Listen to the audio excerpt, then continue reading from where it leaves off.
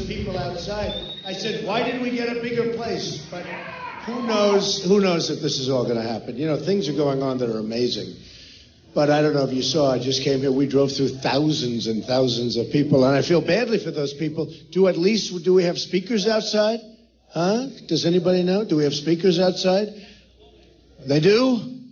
Hello, outside. We love you outside. Oh, boy, that's a lot of people.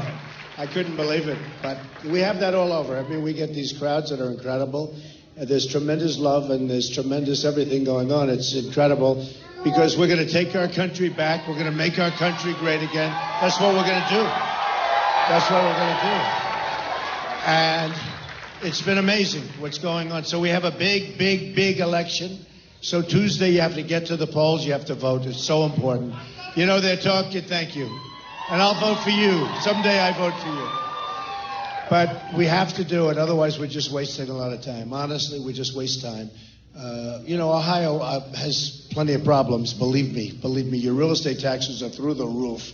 And you know what they did is they tried not to raise taxes, but they raised everybody's real estate taxes. So the tax increase is absolutely a disaster. And your governor, as you know, voted, when he was a congressman, voted for NAFTA, which is absolutely, you know, Ohio has never, ever come back from that. And yesterday I was in Cleveland, and you had Ford left, and you had Eaton left on the other side. Yeah, sit down, everybody. What the hell? Just sit down. Sit down. We could be here for a long time. I love it, man. We'll be here for a while. I think I have to come back because, in fact, what we're doing...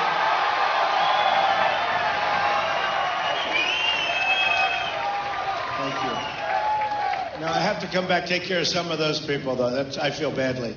When you have that many people being turned away, well, in one way, it's good, right? Because it means they love you. In another way, it's a little bad. Now, the other candidates do not have this problem. They have empty seats all over the place, okay? They don't have this problem. So Kasich voted, as you know, for NAFTA, and now he wants to vote for Trans-Pacific, which is TPP, which is going to be worse than NAFTA, where all of the things that I've been talking about for years, monetary manipulation, it's what they do with the devaluation makes it impossible for our businesses to compete. All of these countries are going, believe me, China's lurking in the background.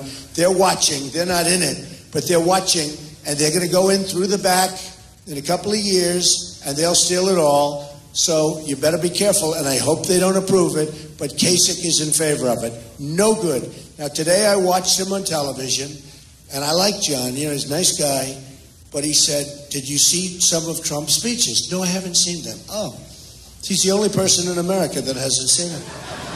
And so I said, did you see him? No. Well, I don't really watch television. When I watch television, I only watch Golf Channel. I don't watch the news. I don't watch politics. I said, wait a minute. We all like Golf Channel, too, but you're running for president? The only thing he watches on television is Golf Channel? So he's not going to do the job, okay? Not going to do the job. We have so many problems with this country. We have so many problems, and we're going to make this country so great, so strong. We're going to build up our military. And we're not going to use our military. We're not going to have to use our military, hopefully. But nobody's going to mess with us. We're going to take care of our vets. The vets are very important. They're our great people. We got to take care of our vets, right? These are great, great people. Thank you, darling. I love that sign. Look at that beautiful sign. Thank you. Boy, that's incredible. I tell this story, and it's sort of an amazing story, but a very, very good friend of mine is a very successful guy, and he always, he hears about, how many people you're speaking in front of today, Don? I say 21,000 people in Dallas, 35,000 people a couple of weeks ago in Alabama. He said, how do you do that? This is one of the most successful guys. And I said, you know, I don't really know, and I'm not a big note person. I don't read speeches because I don't like to. I do. It's easier to read speeches. But you want to put everyone to sleep? Just read speeches, right? Plus, you can't comment on things like Golf Channel, you know, with Kasich, with Golf Channel, because you don't put that in the speech because it's too current. I just heard it a couple of hours ago. But he said, how do you do it? And I really mean this. There's such love in these stadiums and these rooms, and there's such love. They took this room just very quickly because we just wanted to come up here and say hello. You know, I used to work in Cincinnati, and it's true. The Queen City. I love Cincinnati. But I worked here, and I tell the story. I wrote about it in, I think, The Art of the Deal, but I wrote about it, and it was great. Am I right? And it was a great feeling. My father and I, we bought a job called Swifton Village, and it was very sick. It had, I think, 1,164 units, and I spent my entire summers, 2 summers, working. I loved the job. I loved Cincinnati, I must tell you. I really loved it. And we bought it for very little from FHA, Federal Housing, and sold it for a big profit. And we got out and we sold it, and now I know the area hasn't been very good, but at least we were able to predict that. But I tell you, it was a great experience. It's sort of like a baseball player gets the first hit, or a golfer sinks the first 3-foot putt or something, and it gave you confidence because I was very young when I did that job, and it was my baby, and it was just an amazing experience. And I just loved the whole deal. And then I also got very familiar with the people of Kentucky. And, do we have people? Yeah. But I loved them. And by the way, who won Kentucky recently, right? Right? Trump. So, but I used to drive as a young guy. I used to drive.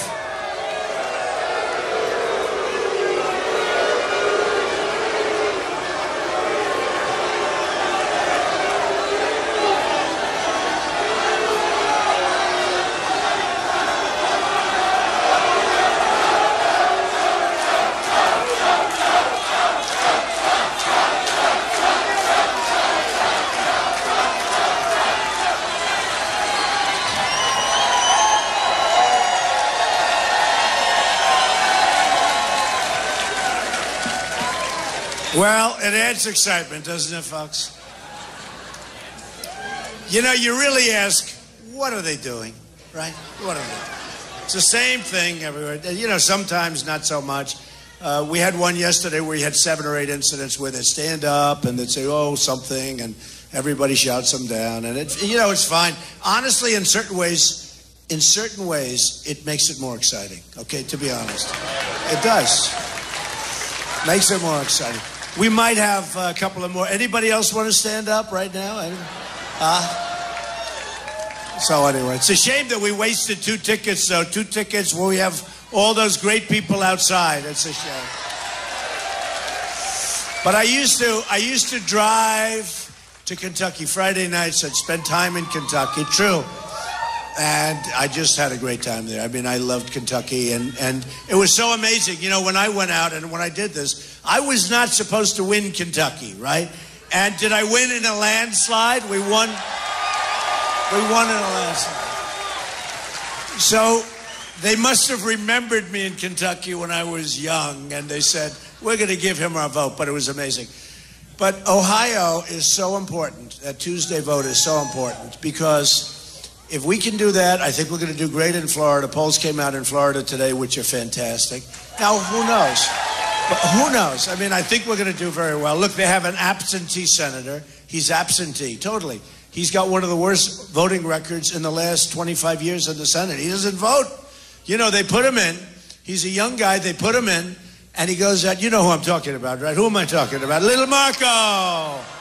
Marco. But he got a little nasty with me for a while, but that's okay. He got nasty. They all get nasty, and then you end up winning, and you just forget about him. We got nasty with him, too. In the last debate, my daughter and my wife, they said, just let them say whatever they want. Let them all say whatever they want. Act presidential. I said, I can't do that.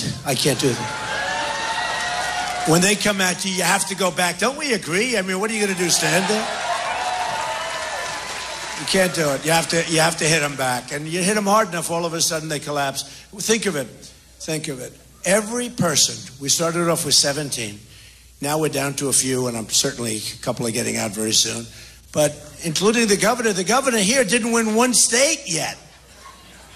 And he's not allowed. He didn't qualify. I don't know. Is this a big story? It doesn't seem to be a big story. I don't understand it. He didn't qualify in Pennsylvania. He didn't have the signatures. Does anyone know that? It was just announced he didn't qualify in Pennsylvania. So if he doesn't qualify in Pennsylvania, he shouldn't be running on Tuesday, right? I mean, I think. So anyway, hey, look, that's his problem.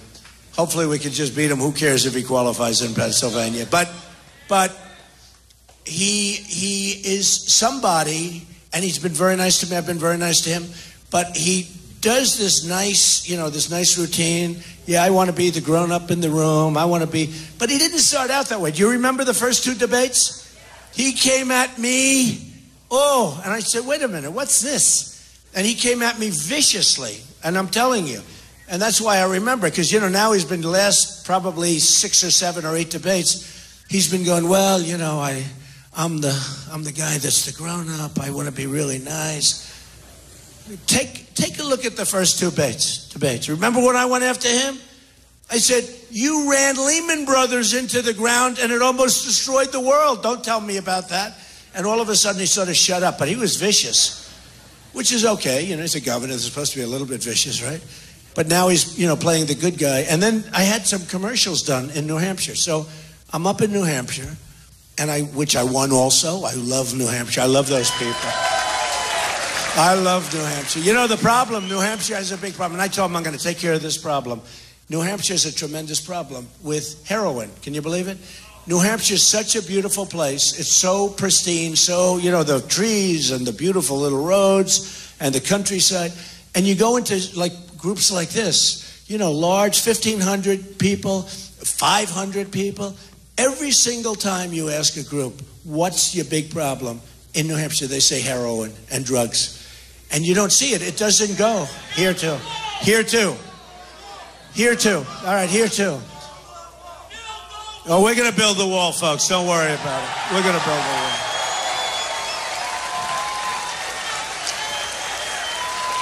Think of it.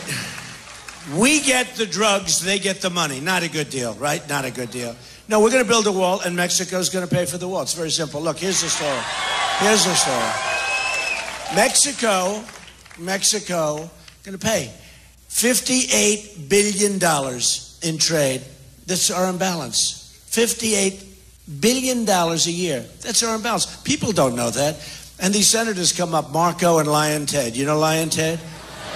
He walks in, holds up the Bible, and I'm beating him. I'm just killing him with evangelicals because they don't like liars. Oh, they don't like liars. He comes in with the Bible, holds it up high, puts it down, and then he lies. I mean, I call him Lion Ted. And you know why he hasn't? He was supposed to win South Carolina because I think it's 68% evangelical. And Trump got the evangelicals. And that was the day after the Pope scolded me. But the Pope was told by Mexico that Trump wants to stop the border, and the Pope didn't like that. And the Pope really, I said, sort of interesting. So I'm getting ready. They're getting ready for the vote in South Carolina. And my people come up, Mr. Trump, we have a problem. This is the day before the vote. And I said, what? What's the problem? They said, it's the Pope. I said, the Pope? I said, that's a big problem, right? The Pope. I like the Pope. I do like the Pope. I said, why? What did I do with the Pope? I said, let me ask you, is it a good thing or a bad thing? They said, not good. So the Pope hit me because he didn't like the fact that we're going to close up the borders. And people are going to come in, but they're going to come in legally. They got to come in legally. Okay. So, and the drugs that are poisoning our youth, they're not coming in, folks. They're not coming in. So anyway, okay, that's a long story.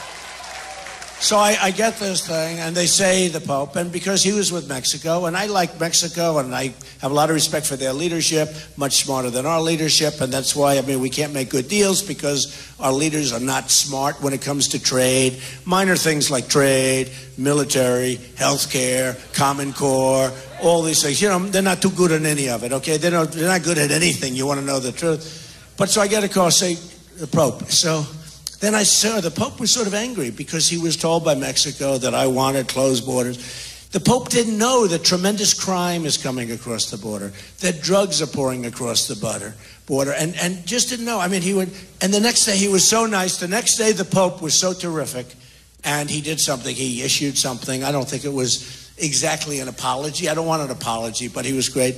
We went to the polls, and I won South Carolina in a massive landslide. And Lyin' Ted got very few votes, and that was supposed to be his deal. But people don't know, they just don't like it when people lie. You remember with Ben Carson, by the way, who endorsed me yesterday, which was great.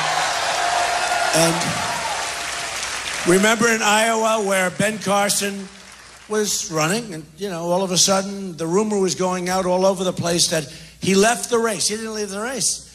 Lyin' Ted said he left the race. He's not, and so vote for him. And you can't do that. You can't do that.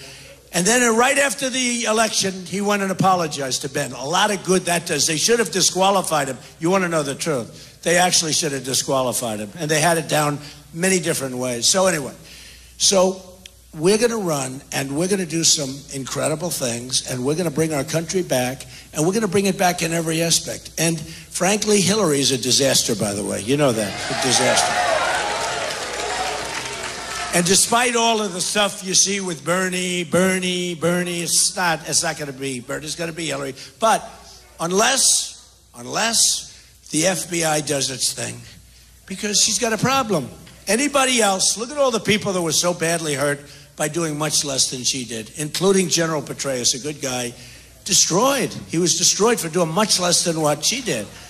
So let's see what happens. I'm sort of predicting that certainly they would have done it already if they're going to do it. How can they let her run and then all of a sudden do it? So let's see what happens. But I know she's probably doing okay. Did you ever see anybody embrace President Obama like she's embracing him? Oh, the president is great. He's great. We love this plan. We love that plan. We love everything. She loves everything. TPP, interestingly, she originally liked it. Now she doesn't like it. She wants, and then if he wants it, she's going to want it again. So I don't know what if you know his position, his position is I like it. So I assume she likes it because everything that he wants. Now, why is she being so nice to the president? They didn't like each other for years, right? So why? Do you know? That's right. That's right. She wants to... Yeah. For him? For him, yeah, that's right. She'll pardon him, and she'll make him Supreme Court judge. Oh, that's interesting. Hey, he might just executive order himself into that position. You never know. I mean, nobody ever heard of executive orders until this guy came along. And he doesn't do it where you get a group of people in the room and you make the deals. And you always make good deals for your side, but you make like Ronald Reagan and Tip O'Neill. But anyway, so look, we have so many problems. One of the problems actually is that problem, Supreme Court. If a Democrat gets in, you already lost in losing Scalia. That was a terrible thing because he was a great guy. But nobody ever thought that was going to happen. I mean, that came out of the blue. They were thinking others that were older, and they were thinking others, all of us, and that's the way life is. Things happen. You have no idea it's going to happen. That's the way life is. So we lost Scalia. So now, whoever the new president is could actually get up to 4 and maybe even 5 Supreme Court justices. So let's assume that Hillary gets in, and she's going to put, no, if you don't, and I'll tell you what, a guy like Ted Cruz can never beat her in the general election. Never in a million years will never beat her. But she gets in, she's going to appoint 4 or 5 judges. You will never, as a country, recover from that. That's one of the most important things. In fact, some people are angry. I used to be establishment. I was a big contributor and all that stuff. And then all of a sudden I said, run. And they said, Donald's running. He's not going to want our money. And if he doesn't want our money, he's not going to listen to us. I'm self-funding my campaign, folks. And they're not happy about it. They are not happy about it.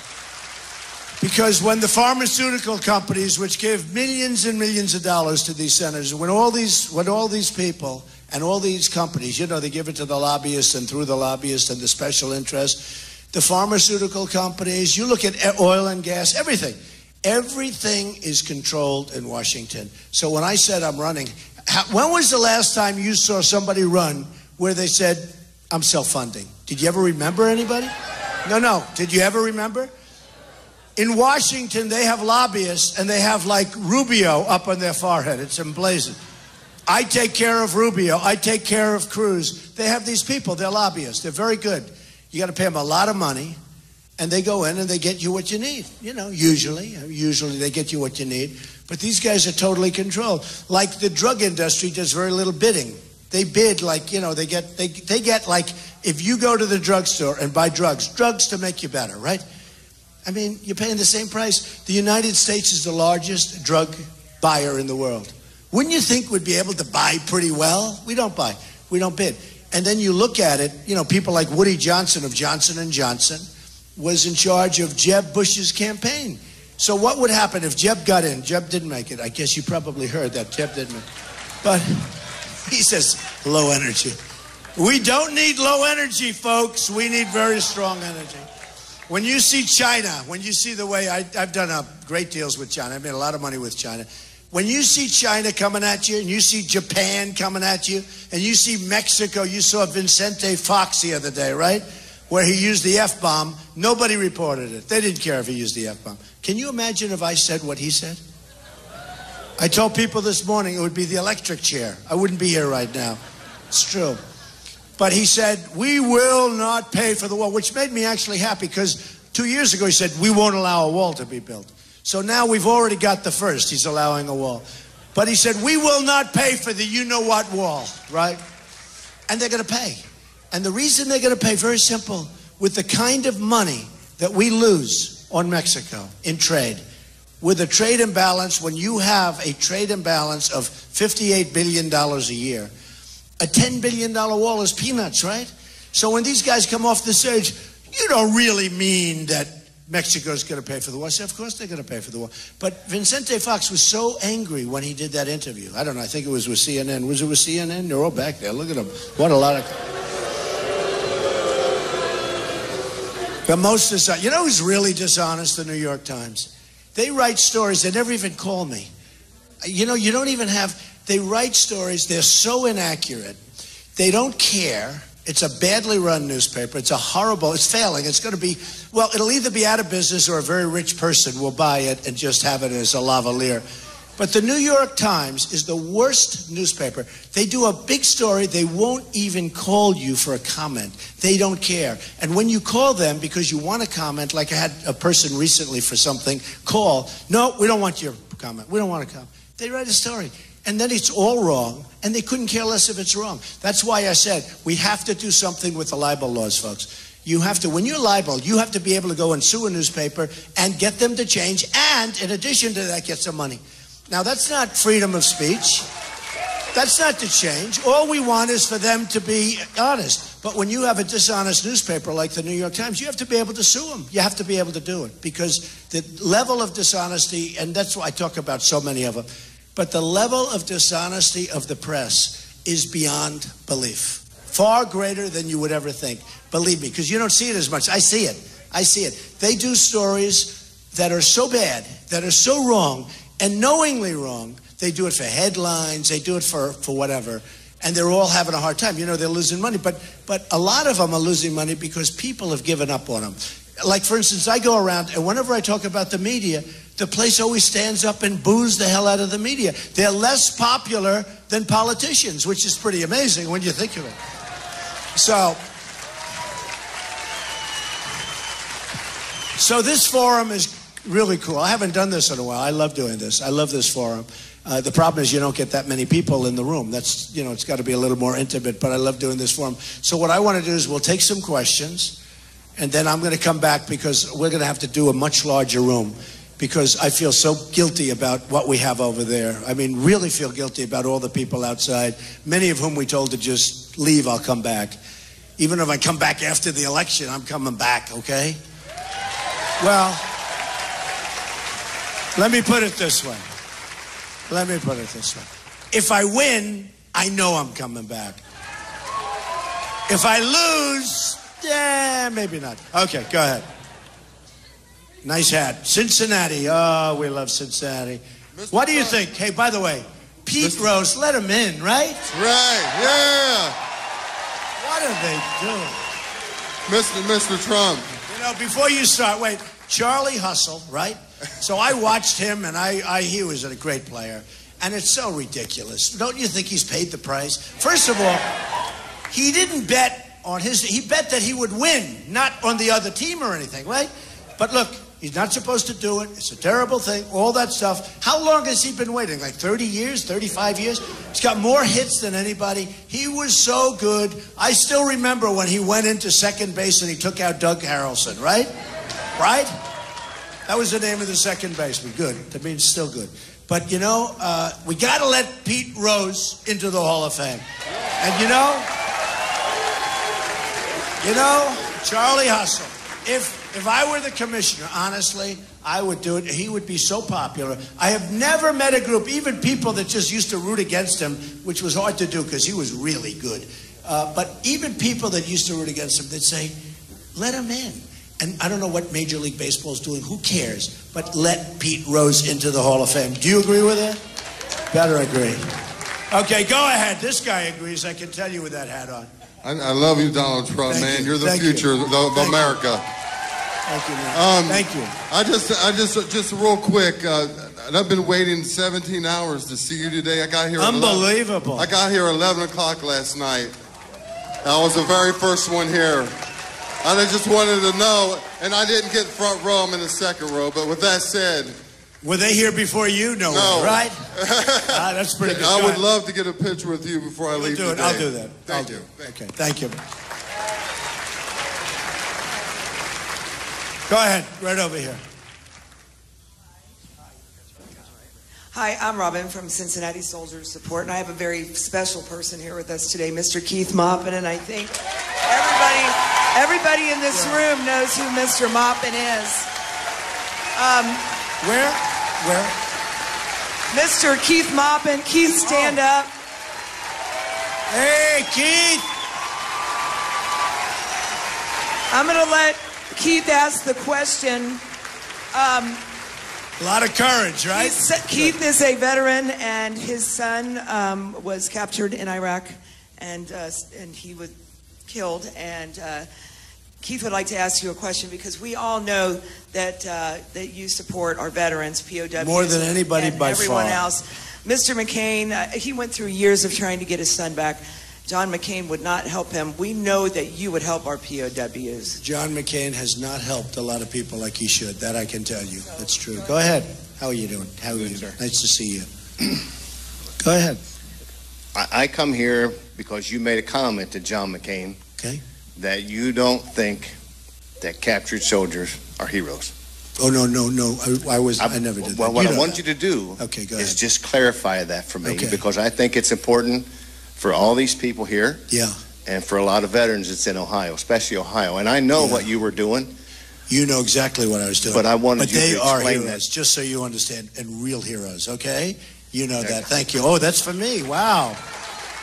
Thank you. Very nice. I like that. Thank you. You know that, okay? Thank you. Thank you very much. Appreciate it. Okay, who else? Go ahead. Mr. Trump, I have 4 sons in the Army, and my one son is a nurse psychiatric practitioner dealing with the PTSD. He tells me every day that my son, Lieutenant Kordick, is overwhelmed dealing with this. What are your plans to help him out? And he does want to support you. You're talking at the VA? No, he actually is a lieutenant in the Army. He's a nurse practitioner, psychiatric nurse. Right. So he's the one they see first. And the biggest issue, he says, that no one in the VA, very few of them, understand what they have gone through. He's telling me that it's better that they have some help. They need more help on the psychiatric side to help him transition these soldiers out. And he has none. He says he's totally overwhelmed. And he says we got to get the soldiers who are unemployed, who don't have jobs. He said, I would love to have them help me to deal with this. And there's nobody else. And one other quick thing. We need a new first lady since Nancy's gone. Okay, well. So, that is such a big problem, and I hear it from so many different people. And also, I mean, the big problem is with the VA. It's horribly run. It's a corrupt enterprise. It's really corrupt. And you look at what's going on in Phoenix with the VA, it's a disaster, a complete disaster. We're going to take care of the problem. They are having a tremendous problem with that. I fully know it.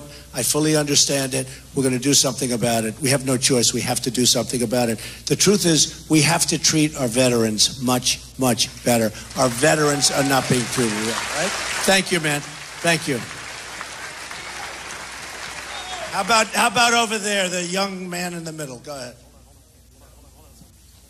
You get up together? Good. I like that. Hi. You know each other? Yeah, we're Yeah. together.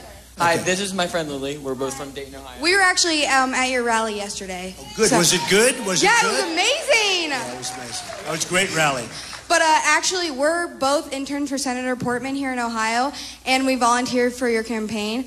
But we were just wondering, maybe you heard or maybe you didn't. John Husted, just earlier this week, refused to let 17-year-olds who are even going to be 18 by the general election not vote in this primary.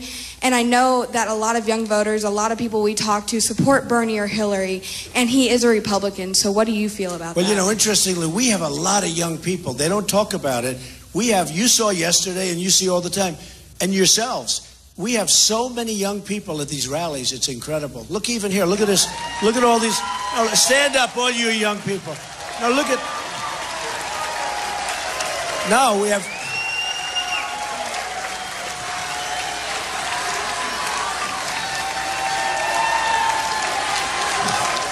I would bet you, and you know, I would seriously think we have as many young people at least as Bernie. We have so many young people at our rallies. And it actually surprises me to a large extent. So you're talking about the 17. You're voting for Trump, right? Yeah. You're okay with me. You are okay with me. You can vote for me anytime. So what's going to be the problem? Go ahead. No, I was just curious, is that even though he's a Republican, do you still support him with that? Or do you think that... Do I support... John Husted with his decision? Well, I have to look at the decision, darling. Honestly, I have to look at it. You tell me what to do. You're with me. You're working with us. You're a volunteer. What do you want me to do? If I could vote, I actually missed the deadline by 4 months. I would definitely vote for you. We love you. Thank you, honey. Thank you. Thank you. Okay, go ahead. A young one here. A young one. You are young. How old are you? I'm a 7th grader. Wow, that's beautiful. So many young people. So many young people. Go ahead. I'd like to know what you would do for my education in the next 4 years. Number one, your country is going to be safe. Because, you know, if you don't have a safe country, and with people that aren't very good at what they do, like the people running our country now, you might very well, and don't underestimate this, you might very well not have a safe country.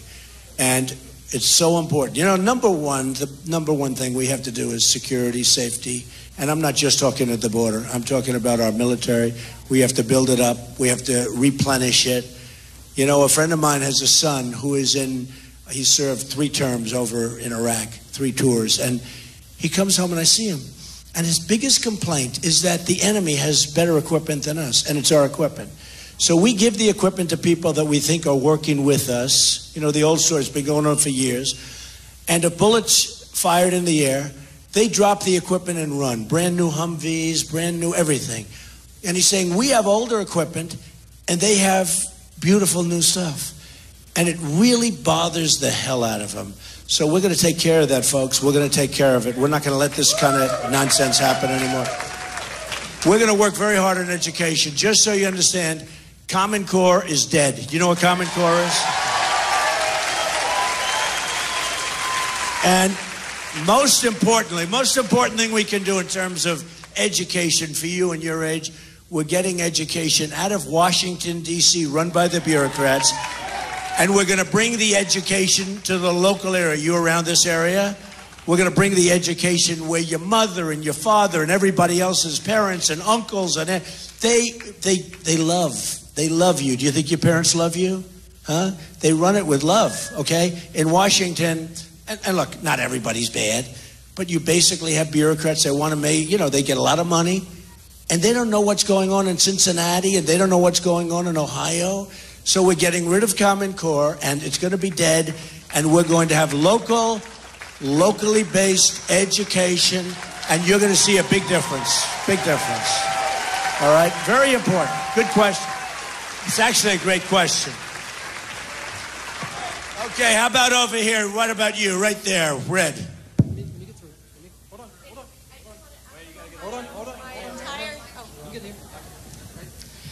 I'm from Ohio. My name is Misty, and my entire family is from Kentucky. They were all very happy to vote for you in the Kentucky primary. Thank you.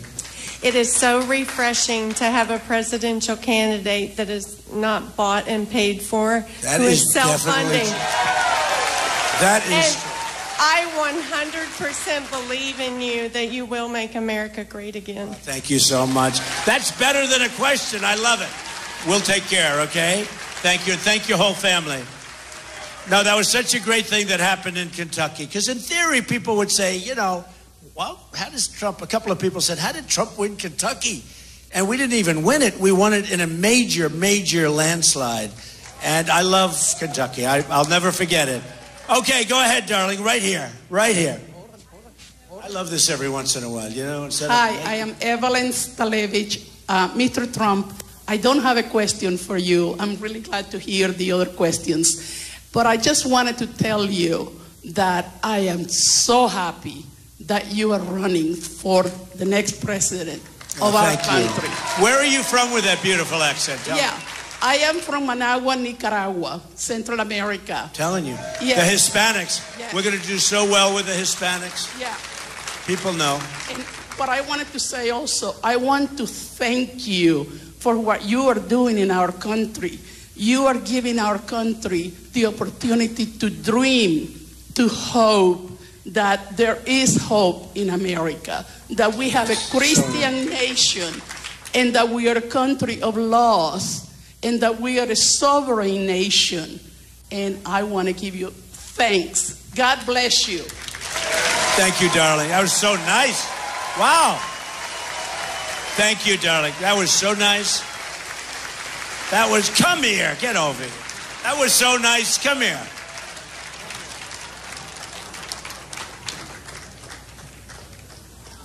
That was so nice.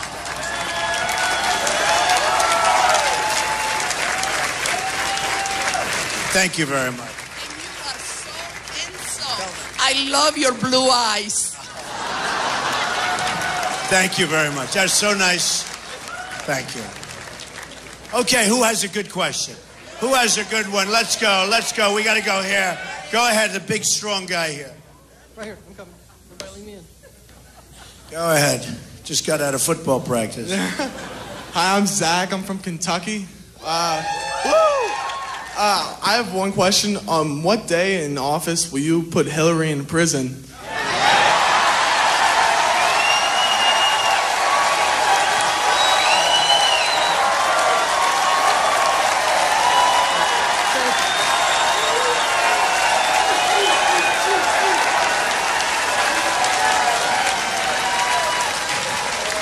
So, you know, there's a 6-year statute of limitations, I guess. And Hillary's fighting for a lot. You know, if she makes it, nothing's going to happen. If she doesn't make it, certainly you have to look into it, and you have to look into it very strongly, because so many lawyers, whether you watch them on television, whether you read them in the newspapers, whether you see them wherever you see them, I mean, very rarely do you see a lawyer that says that she's innocent of this horrible situation. And you actually have to ask yourself, why'd she do it? What's the big deal? Why would she do it? Why would she do that? Other than it's always the same thing with them. It's sneaking around the corner. It's sneaky, dirty stuff. It's gone on like that for years. It's gone on like that for years. So I will tell you, you know, number one, it's not me, but certainly people are going to look. And you know what? If there's anything wrong, and you have to do it, you have to do that.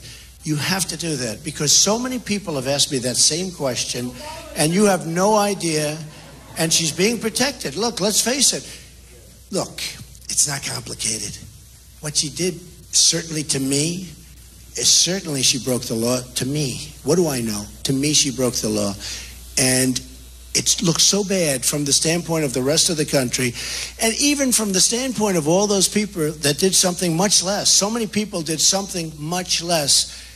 How do you think they feel? How do you think Petraeus feels? How do you think all these other people feel? And here she is. She's got a clear path to running for president. But you know what? The first thing I have to do with Hillary is beat her. The next thing we'll do is we'll look into that. And we'll beat her. We'll beat her. And you know, it's interesting. We haven't even started on her yet. I got to finish off we have to finish off the deck. We have to finish off the deck. And the best thing you could do, honestly, your governor, remember, NAFTA, get rid of this. Look, just don't get rid of him. Let him be governor. One other thing about him. He runs for president. He's lived in New Hampshire forever. He said there he had the record. More than Chris, more than anybody by far. He lived in New Hampshire. He moved out of the state. And he said he was going to win New Hampshire. He did poorly there. He then moved to, south, didn't he? I mean, I think he went to South Carolina. And then he moved to Michigan. Now, he said, I thought, and I must be mistaken, but he said that he's going to win Michigan. And he's going to win it easily. I won it in a landslide. But he said he's going to win Michigan. He's going to win it easily. So he went to South Carolina, stayed there, lost. Lost in New Hampshire. He went to Michigan, and I thought he said, because it's a neighboring state, I thought he said he would win Michigan, and if he didn't win, he'd give up and let him be your governor. But he moved to Michigan, spent all his time in Michigan, and you know, you people have a lot of problems. Your coal industry is dead. Your steel industry is dying. It's dying badly. He's voting for the wrong things, and the TPP in particular. And, you know, he should be home, be governor. But he moved to that. So now he goes to Michigan. And 2 weeks ago, I won Michigan by a lot, by like a landslide, essentially. Yeah, a landslide. And when I won Michigan, I said, oh, good, that's good. Kasich is going to drop out of, he's going to drop out of Ohio, and that's good. But he didn't drop out. So, you know, I think you got to show him, folks. You can't do that. You can't be an absentee governor. You got to run for governor. You got to be governor. And you know what? If you don't want to do that, you take out. And same thing with Marco Rubio. He runs for the Senate. He never shows up to vote. The guy never shows up to vote. And the people of Florida, you don't think they get it? Take a look at his poll numbers. They really get it. Because what he did to the people of Florida is defraud them. He said, I'm going to run. I'm going to represent you. I'm going to represent you. And about 15 minutes after he got in, he starts running for president. And it's wrong. And by the way, other people running for president, they get to vote a lot more than he does. He never votes. I think he's going to set an all-time record. So let's see what happens. But we got to win in Ohio. If we can win Ohio, we're going to run the table, folks. We're going to run the table. Got to win in Ohio.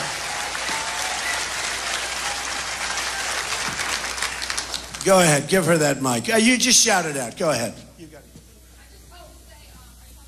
Yeah. Go ahead.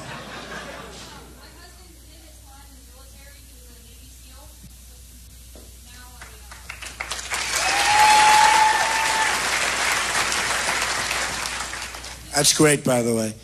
That's good. Good.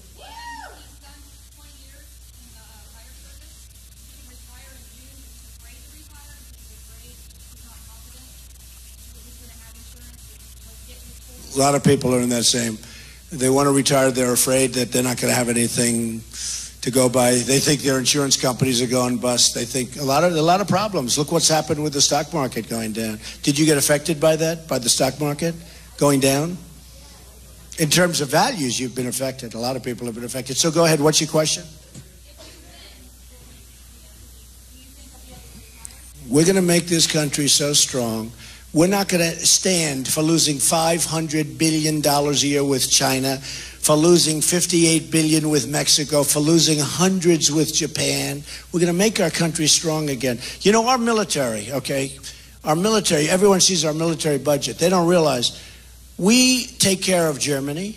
Nobody even probably knows that. We take care of Japan. Do you know that if we're attacked, we have a treaty with Japan. If we're attacked, Japan doesn't have to help us. If Japan gets attacked, we're in the Third World War. We have a new war going on, okay? Now, what kind of deals are these? What kind of deals? But we take care of Japan. We take care of South Korea. I love all these countries. I think it's great. Except we owe $19 trillion. Can't do it. We got to be, reasonable. We can't do it.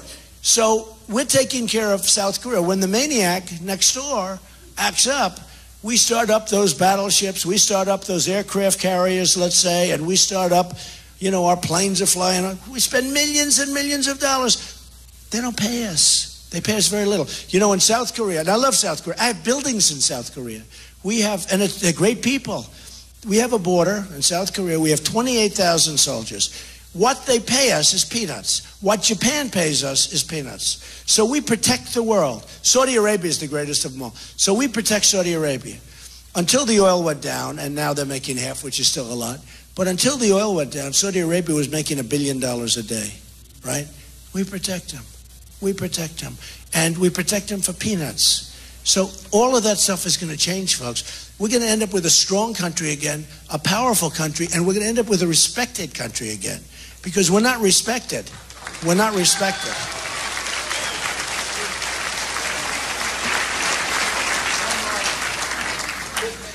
All right, 2 more questions. Come on. 2 more questions. What's your question? Excuse me. My name's Roger. I'm here in Cincinnati. I'm also the CEO of the Motorcycle Rifle Association. And we've endorsed your We campaign. are going to save the Second Amendment, That's right. Roger. I got something for you. That's what I was asking about. Throw it. Throw it. There you go. Yeah, give it to me. There you go. Get me that card, would you please? Thank you. Get me the card. Thank you very much. Get me that That's card. what we're concerned about. So you endorsed me? Yes, sir, I we heard did. about we that. Endorsed. You heard about it. Yes, I heard about it. we were Good. actually Thank you. participating. I'm glad I told him to stand That's up. your membership card. A lifetime membership. I like it. Good deal. Good. Thank you. And we're So covering good. a lot What's of your motorcycle rallies right now for you. And that was it's a funny thing. I don't get it, but I do get it. Do you know the motorcycle guys love Trump? Do you know that? Every place I go, right? And I'm not too much on the motorcycles, right? But every place I go, there's hundreds of guys with motorcycles, and they say, "We love you, Mr. Trump, we love you." You know what they love? They want to see a strong country. They want to see a strong military. They want to see a strong everything. They want infrastructure. They want our highways fixed. I mean, if I'm driving a motorcycle, I don't want to go over potholes, believe me, okay? Not good. But the motorcycle people love Donald Trump. Go ahead, darling. Go ahead. I just want to say, my sister is in South Carolina. She's the top activist for South Carolina. Right. Her name is Michelle Wiles, and she works with Jerry McDonald. Okay. Jerry's great. I know Jerry.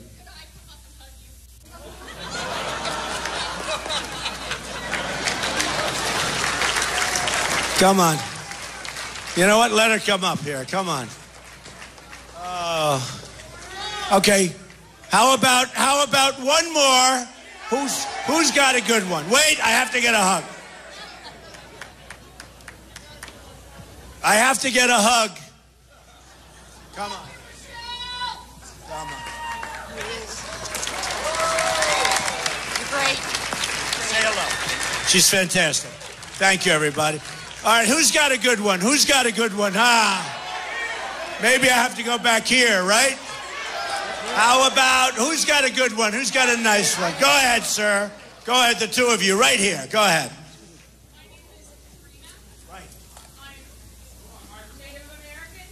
Here you go. My name is Katrina, and I'm Native American. Great. My native name is Woman Who Sees. Ah. Do you know that all of the other ethnic groups that we've supposedly done things to have been apologized to, but at no point the Native Americans have been apologized to? After you take the oath, maybe in the first month or so, you could say, "I'm sorry as I could be that we did what we did to you." Well, I'll certainly look into it. You know, I haven't been big on apologizing. You do know that, right? They complain Trump never apologizes. I'll look into it. We're going to do one more. I'm going to look into that. Okay, let's go. One more. Come on. We want a good one. Give me a fun one. Give me a fun question, okay? All right, go ahead. It better be good, because I don't want to leave with a bad question. Take some room. Come on. Worst thing you can do, you do well, you do great. Everybody's having a good time. And then we get a bum question. What are you doing? Just stay there. Go ahead. Relax. Go ahead. Okay, Mr. Trump. First of all, I want to thank you and your family, for stepping out in faith to take this country forward? I so far like this question. Okay. The second thing, and I know what impressed me the most about you is your strategic ability to get things done. If I was to ask you in a unified manner, because you got people on one side of the aisle, the other side of the aisle, which I disagree about the aisle anyway. I think we ought to be working together. But strategically, what could you do, or what do you see yourself doing in your plans to improve and bring leadership and dedication and integrity back to Washington, D.C.? Well, let me just tell you, and it's sort of the kind of question that's very important, not exactly the most exciting question, but you know what it is? You know what it is? Look, you have an ability to lead. You either can lead or you can't lead. And you can learn something about leadership, but basically you're a leader or you're not a leader. I'll get people together. We're going to make great deals. We're going to make conservative deals. We're going to make wonderful deals. We're going to get along with people. We're going to get along with Democrats. We're going to get along with liberals. We're going to make deals. You know, you can't have Obama, just everything he signs an executive order, and then they'll start getting thrown out by the courts at some point, and maybe not, because if the Supreme Court goes the way, I mean, all of these things will be upheld. But look, we need great leadership. We just discussed with this man's great question, we're going to be leading on education. Get rid of Common Core. We're going to lead on education. We're going to lead on health care. We're going to get rid of Obamacare, repeal and replace. We're going to lead with our military. We're going to lead at the border. We're going to take care of our vets. We're going to do so good. And you know what's so important? We don't win anymore, folks. We don't win anymore. You know, you look at our country. When was the last time you saw victory with our country? We don't have any victory. We have a military, can't beat ISIS, right? Can't beat ISIS. You look at our great generals of the past, they're spinning in the grave. They can't beat ISIS. And we don't fight them. We don't fight to win anymore. We fight to be politically correct. If you're going to have an enemy, you got to win. You got to win. Look at the way I'm doing. I mean, you got to win. You got to take them out. You got to take them out. So look, folks, we're going to start winning again.